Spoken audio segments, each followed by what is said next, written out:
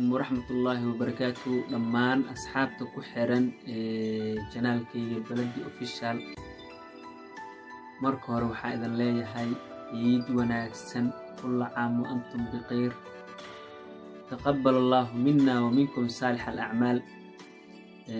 رمضان كي وناكسنا بشر رمضان قرآن كلا سودجي أعماش وناكسنات إلهي نوو تلقى الحمد لله سوناكسنا وكذني.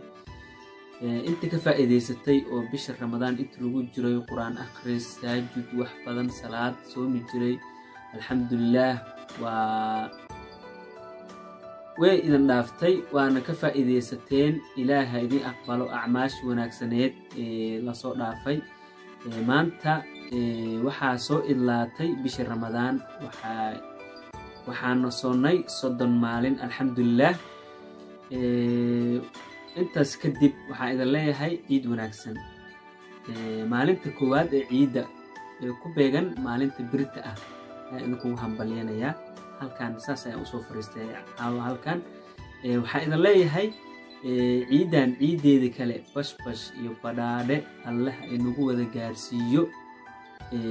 waad la socotaan ilaahay hanaga dulqaado musiibooyinkan socdo cudurkan dadkii oo dhan kala xayiray dadkii oo dhan shaqo la'aan ku riday dadkii oo dhan kala erdiyay. marka waxaa idin leeyahay ciddii yani cudurkan isbitaal ugu jirta oo caafimaad daro heeso waxaan ilaahay ugu rajeynayaa caafimaad khayr qaba inuu ilaahay ugu bedelo cudurka. intii ka cabsanaysa cudurkan oo leh ilaahay ha ka dulqaado yani waa cudur musiibo ah. marka waxaa idin rajeynayaa ciidan ciideeda kale in ilaahay bashbash iyo badhaadho uu nagu gaarsiiyo.